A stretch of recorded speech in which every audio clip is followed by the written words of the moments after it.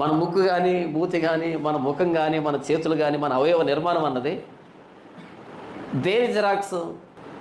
ఆదాము జిరాక్స్ ఇదంతా. కాకపోతే మనం నివసిస్తున్నటువంటి భౌగోళిక పరిస్థితుల రీత్యా ఒకడు తెల్లగా ఉంటాడు, ఒకడు నల్లగా ఉంటాడు, ఒకడు పొట్టుకుంటాడు, ఒకడు పొడవు ఉంటాడు.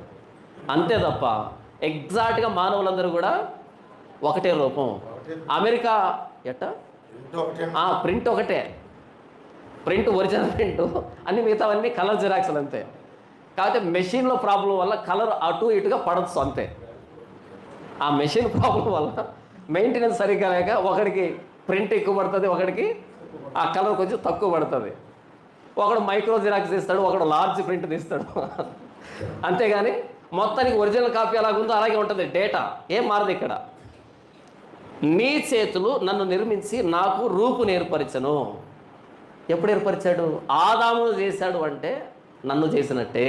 ఇలా ఆదాము మనందరి ప్రతినిధి, మనందరి తండ్రి.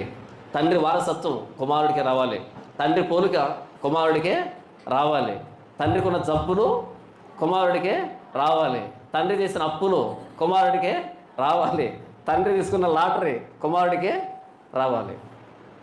అన్నీ వచ్చినప్పుడు పాపం రాకూడదా?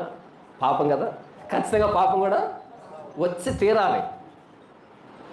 పాపము అంటువ్యాధి. చిన్నపిల్లలకి క్యాన్సర్ వస్తుంది. అయ్యో వీళ్ళేం పాపం చేశారు, వీళ్ళు సిగరెట్ తాగలేదు, సారాయి తాగలేదు అని అంటే తాగినవారు తాగిన నాన్న. అలా తాగేటప్పుడు లోపల జన్యువుల్లోకి వెళ్ళిపోయింది అది. పిల్లలు పుట్టినప్పుడు వాళ్ళకి సంక్రమిస్తుంది.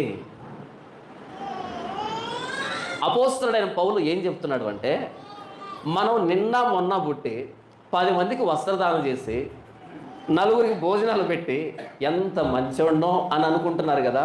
కాదు, క్యాన్సర్ పుండు మీద జండు బాము రాసుకుంటే క్యాన్సర్ తగ్గుతుంది అంటారా? క్యాన్సర్ పుండు మీద జండు బాము రాసుకుంటే క్యాన్సర్ పోతుందా? పోదా? ఎందుకు పోదు? క్యాన్సర్ అనేది పైన జబ్బు కాదు, లోపల జబ్బు. దానికి జండు బాము సరిపోదు. క్యాన్సర్కే జండు బాంబు పూస్తే పోకపోతే ఏదేం తోటలో జరిగిన అవిధేయతకి ఇప్పుడు 4గురికి మంచి బట్టలు పంచితే 4గురు భోజనం పెడితే పోతుందంటావా?